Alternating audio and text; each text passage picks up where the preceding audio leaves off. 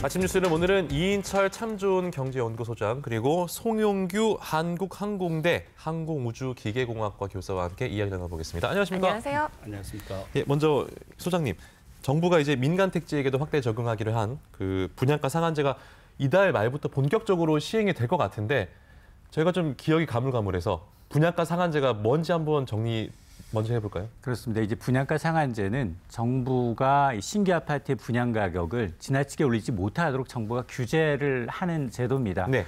아파트의 분양 가격은 사실 거의 고정비가 많아요. 땅값하고 네. 건축비는 속일 수가 없습니다. 그렇죠. 근데 거기에다가 건설사들이 적정 이윤만 챙겨라. 이걸 네. 좀 유도하자라는 건데요. 아니 그런데 공공 아파트가 아니라 민간 아파트까지 분양 가격을 이렇게 정부가 조정을 해야 하나라는 의문을 가지실 텐데 네. 실제로 최근에 이 서울 아파트 가격 오름세가 심상치가 않습니다. 네. 주간 기준 16주 연속. 네. 그러니까 4개월 가까이 올랐고요. 예. 네. 여기에다가 특히나 서울 아파트의 이제 분양 가격을 1년 전과 따져봤더니 네. 20%가 넘게 올랐다는 거예요. 1년 만에. 불과 1년 만에. 1년 만에. 그러면 서울 지역의 평균이에요. 예. 평균 아파트 25평형이라고 얘기하는 네. 25평형 분양 가격이 6억 5천만 원대. 그리고 평균이 6억 5천만 원. 평균이. 아이고. 그리고 34평형 가장 네. 선호하죠. 예. 34평형의 경우에는 회사. 9억 1천만 원이에요. 9억을 넘었군요. 엄두가 나세요? 엄두가 나냐고요? 상상도 못하는 가격인데. 그렇습니다. 이렇게 이제 신규 아파트의 고분양 가격이 오히려 주변 시세를 끌어올리는 악순환만은 좀 막아보겠다라는 고육지책입니다. 네. 네, 그래서 22일에 국무회의를 통과했고 29일이면 다음 주 화요일인데 이날부터 시행이 됩니다. 그럼 어느 지역부터 적용이 되나요? 서울인가요? 뭐 바로 떠오르는 거 강남 뭐 이런 거 맞습니다. 아니에요?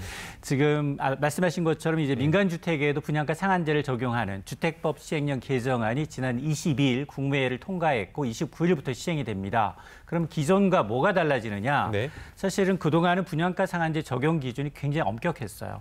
직전 3개월 동안 주택가격 상승률이 네. 물가 상승률의 2배를 올라야 되는데 네. 해당 지역이 많지가 않아요. 그러다 보니까 그걸 아예 투기 과열 우려가 있는 지구로 확대 적용하자라는 건데 네. 현재 투기 과열 지구는 전국에 31곳이 있습니다. 네, 네. 네. 서울은 전역 25개 자치구 전체가 다 포함이 되죠. 예. 그러다 보니까 이 가운데 아마 다음 달 중에 분양가 상한제가 적용이 되는 첫 단지가 나올 것으로 보이는데 네. 네. 말씀하신 것처럼 유력하게 지금 거론되고 있는 후보지를 보니까 강남 4구. 강남, 서초, 송파, 강동. 그렇습니다. 예. 여기에다가 마, 용, 성이라고 하죠. 마포, 용산, 성동. 맞습니다. 예. 왜 이렇게 여기- 잘 알아요? 여기는 가장 유력하고요. 예. 이외에도 이제 서울에 인기 있는 재개발, 재건축 단지의 경우에는 상당수가 포함될 텐데, 네. 근데 이번이 좀 다른 게 뭐냐? 그동안은 분양가 상한제가 시, 군, 구 단위로 적용이 됐다면 네. 이번에는 핀셋 규제, 동 단위로. 예. 동 단위로. 그렇습니다. 강남도 예를 들어서 반포동이다, 예. 대치동이다, 어. 압구정동이다. 정말 이제 어떤 정책 효과를 높이기 위해서 네. 이제 구체적으로 가격 급등 지역만을 딱 꼬집어서 지정을 하겠다라는 겁니다. 그렇군요. 근데 그 제가 이 기사를 보니까 내년 4월까지만 분양 공고를 내면 분양가 상한제를 적용받지 않는다라는 말이 있던데 이건 무슨 얘기입니까? 정부가 막판까지도 고민을 했어요. 이 부분에 대해서. 6개월 유예를 적용하겠다라는 건데 예. 이게 재건축 관리 단지 가운데 관리 처분 인가라는 단계가 있어요. 네. 이거는 뭐냐? 이주가 다 끝났어요. 네. 재건축 아파트 단지 이주가 다 끝나고 분양 공고를 내기 직전. 네. 그러니까 재건축의 정말 마지막 단계예요. 이분들의 이제 굉장히 반발을 지금 고려한 조치인데요. 네. 그래서 내년 4월까지는 분양 공고를 내게 되면 네. 민간 아파트의 경우에는 분양가 상한제 적용이 제외가 됩니다. 네. 이분들은 이제 소송까지 불사하겠다라면서 굉장히 강하게 반발했거든요. 네. 또 이렇게 되면 정부는 이번 예외 적용으로 서울 한 61개 지역 그리고 총 6만 8천여 가구가 제외 대상이 될 수 있다라고 하는데 근데 재건축이라는 건 정말 시간이 만만딥니다. 많이 걸리죠. 시간이 한 단계 한 단계 할 때 시간이 너무 많이 소요가 되기 때문에 네. 이들 거론된 단지 가운데 내년 4월 이전까지 분양 공고를 마칠 수 있는 단지는 그다지 많지는 않을 것으로 예상이 됩니다.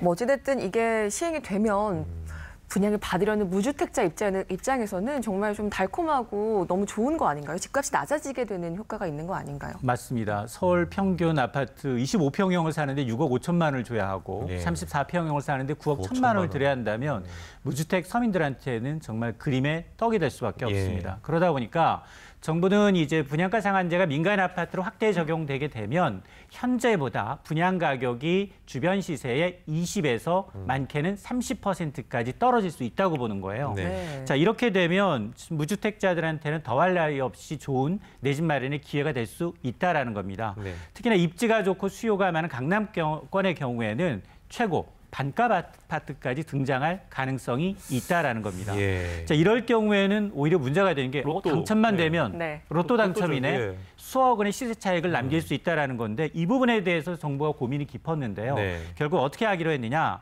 그러면 이런 분양가 상한제 적용된 민간 아파트에 처음으로 당첨이 됐다. 네. 그럼 마음대로 팔 수 없게끔 예. 전매 제한 기간을 네. 현재는 한 3에서 4년 정도인데 네. 5년에서 많게는 최장 10년까지도 전매 제한을 하지 못하도록 규정하겠다라는 겁니다. 아무튼 그러면은 지금 이제 분양가 상한제 적용되면 건설사에서 그냥 안 팔면 그만이잖아요. 그러면은 맞습니다. 물량 줄어드는 거 아닙니까? 그게 가장 큰 고민이에요. 예.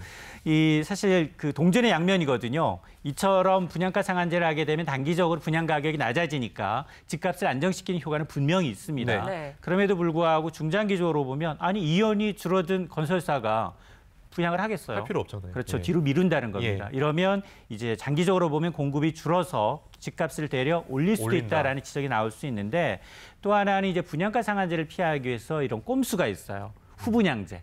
후분양제로 하게 안 되면 들어가고. 입주 직전에 목돈을 내야 하거든요. 네. 그러면 또 현금 부자들이 기회가 되고 무주택 서민들의 경우, 돈이 없는 서민들의 경우는 그림의 떡이 될 수 있기 때문에 예. 이런 리스크 요인은 남아 있습니다. 알겠습니다. 하여튼 뭐 이 집값 문제는 참 해결하기도 어렵고 참 어려운 문제인 것 같습니다. 계속해서 다음 주제로 넘어가 보겠습니다. 화면으로 먼저 만나보시겠습니다. 도시화 산업화된 현대사회에서 날로 심각해지는 교통체증과 대기오염.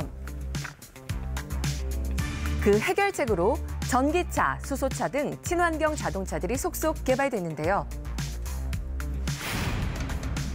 그리고 이젠 영화 속 상상이 현실로 다가오고 있습니다. 수년 내 우리나라에도 플라잉카의 등장이 예고된 상황. 하늘을 나는 이동수단 플라잉카까지 개발되어 미래차 서비스 시장은 내년 30% 성장할 전망입니다. 우리의 목표는 2030년까지 미래차 경쟁력 1등 국가가 되는 것입니다. 미래의 차 산업의 황금 시장이자 하늘길을 열어줄 새로운 이동수단. 플라잉카의 현주소와 전망에 대해 알아봅니다. 이게 현실 맞죠? 제가 아직 영화에서나 본 적은 없습니다. 영화에서나 그 하도 보던 얘기를 제가 지금 하고 있습니다. 2025년부터는 하늘을 나는 차가 상용화 될 거라고 하는데 송영규 교수님 이게 사실입니까 이게? 네, 지난 15일 그 현대자동차 남양연구소에서 예. 열렸던 그 미래차 국가 비전 선포식에서 그 국토교통부와 관계부처가 발표한 내용입니다. 네. 네. 어떤 오. 내용입니까? 예.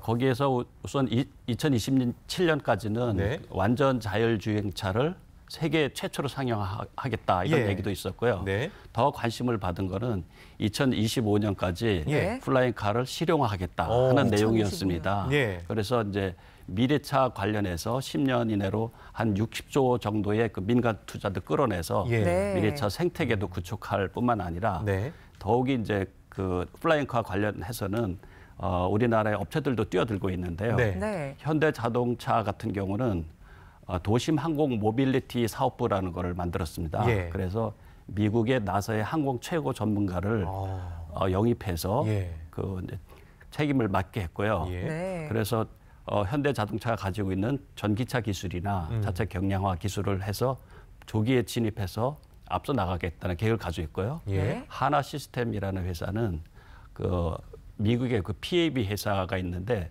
K4 에어로노틱스라는 회사가 있습니다. 네. 거기에 이제 300억 원 정도를 투자했는데 여기는 이제 우버라는 데는 아시죠? 알죠. 예, 우버에서 에어택시라는 걸 만들고 이제 공유 서비스 할 걸 만들고 있는데요. 네.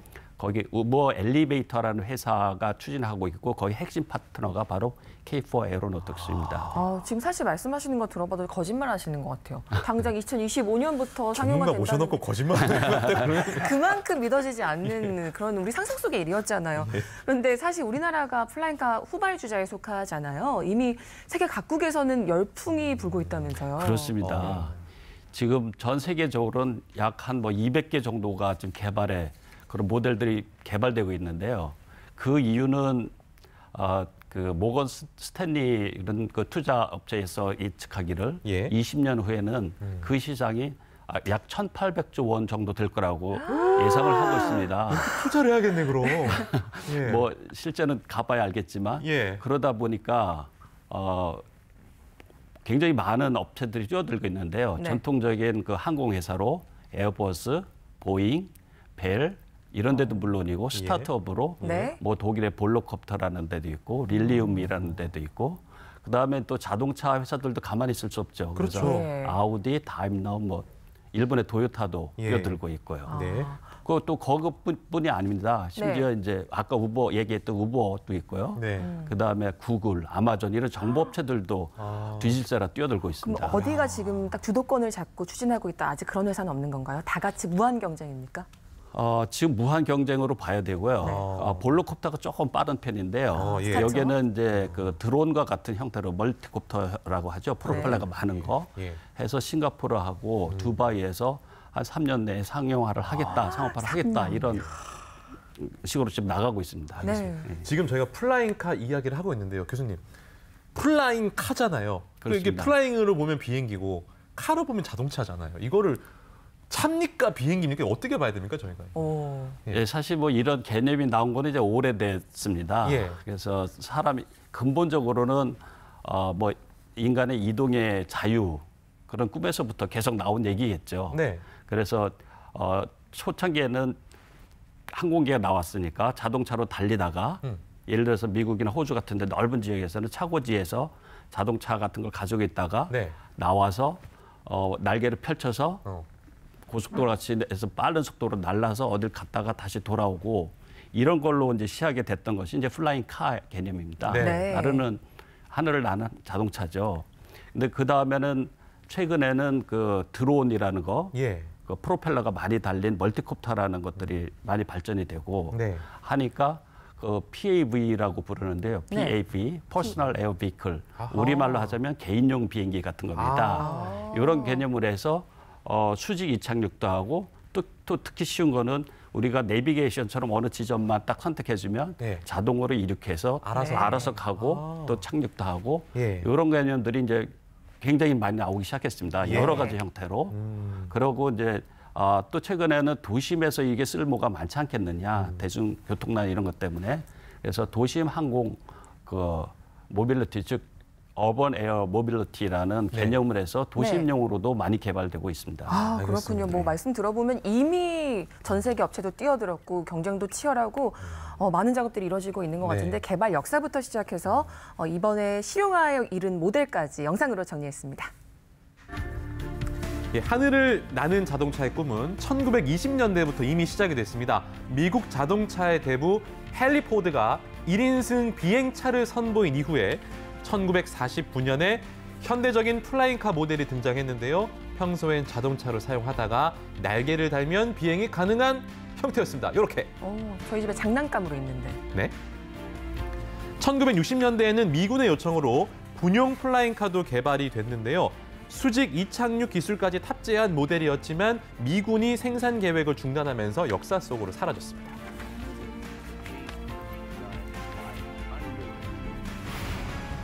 기술의 발달과 함께 현대의 플라잉카는 비약적인 발전을 했는데요. 2009년 세계 최초로 시험 개발에 성공한 이 플라잉카 최고 시속이 무려 322km. 서울 부산 약간 1시간 좀 지나.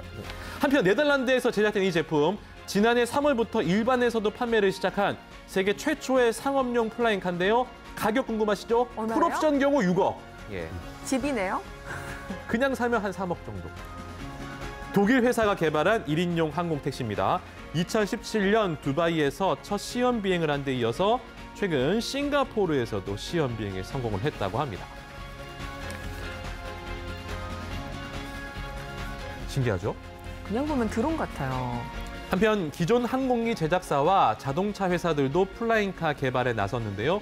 독일의 한 자동차 회사는 프랑스의 항공기 제조사와 손잡고 자동차와 드론이 결합된 형태의 플라잉카를 선보였습니다.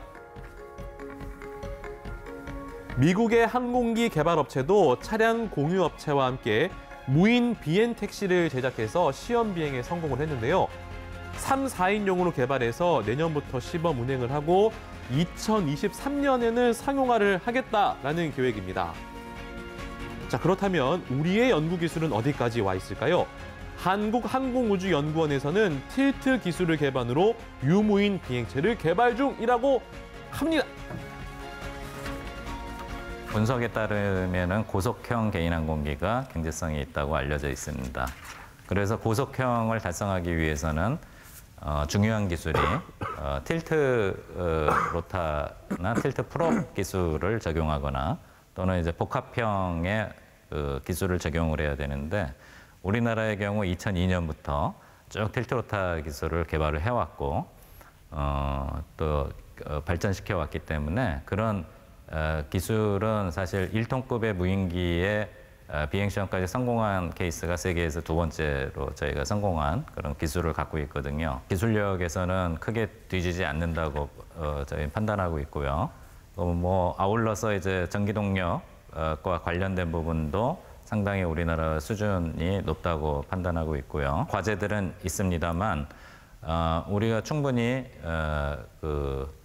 세계 선두그룹과 뒤처지지 않게 나아갈 수 있다고 판단하고 있습니다. 네, 뭐 다소 좀 늦게 출발했지만 교수님, 우리나라의 기술이 상당히 지금 많이 발전했다는 부분이 놀랍습니다. 네, 업체 등에서 뛰어드는 건 약간 좀 늦었다고 할 수 있지만 예. 여러 가지 플라잉카와 관련된 핵심 기술들은 많이 발전돼 있는 상황입니다. 네. 네. 그래서 그런 어떤 멀티콥터나 같은 드론의 기술 또는 일반 항공기 운용 기술 이런 것들은 여러 부서에서 많은 기술을 보유하고 있습니다. 네. 그래서 이제 네. 2025년에 실용화라는 것은 사실 상용화랑은 좀 다른 개념입니다. 네네. 상용화라는 것은 누구나 타고 싶을 때 가서 어디 택시처럼 이용할 수 있고 그렇죠. 이제 이래야 되는 건데 예. 그 정도까지는 아니고요. 네. 실용화라는 것은 이제 사람이 타서 안전하게 이륙하고 비행하고 착륙하고 이제 이런 거를 할 수 있다는 것을 보일 수 있는 정도 그런 시범 프로토타입을 만들어서 시범 사업하는 정도입니다. 네. 그건 이제 가능하다고 봅니다. 네. 결국에는 그 실용화를 거쳐서 우리가 도심에서 출퇴근용으로 사용하려는 목적이 가장 큰 거잖아요. 그러면 갖춰야 될 조건이 참 많을 것 같은데 어떤 것들이 있을까요? 네, 도심에서 이거를 비행을 해야 된다면 생각해야 될 게 많겠죠. 우선은 도심에서는 이착륙하는 활주로가 없지 않습니까? 네. 그래서 대개 이제 옥상에서 수직으로 이륙해서 또 어디로 날아가서 옥상 같은 데 또 주차장이 착륙을 해야 문제겠네요. 되는데요. 예. 예. 그래서 우선 수직 이착륙이 첫째가 돼야 되고요. 예. 두 번째는 어떤 엔진, 우리가 화석 연료를 쓰는 엔진을 거기서 사용하기는 힘들고요. 네. 소음이라든지 연료 공급 이런 문제가 있기 때문에 네. 그런 것이 힘들어서 전기 동력 형태로 돼야 될 걸로 생각이 되고 네. 또 이제 소음이 크면 안 되겠죠. 소음. 네. 그래서 소음을 적은 형태로 이제 개발해야 되고요. 네. 또 일반인들도 이것도 익숙해지려면은 네. 이런 것들이 이제 안전하다는 것, 또 나중에 개인적으로 사용하려면 또 사용하기도 편하게 완전 자율 비행이 돼야 된다는지 네. 이런 수준까지 이제 가야지 본격적인 상용화 사용이 이루어질 거라고 봅니다. 알겠습니다. 오늘 플라잉카에 대해서 여러 가지 이야기를 나눠봤는데요. 먼 미래가 그렇게 멀지만은 않은 것 같다는. 이제 예. 부산에서 서울까지 1시간 걸리면 부산에 살아도 되는 거잖아요. 예, 사세요. 그런 생각이 들었습니다. 오늘 흥미로운 얘기 잘 들었습니다. 두 말씀 여기까지 듣겠습니다. 고맙습니다. 고맙습니다.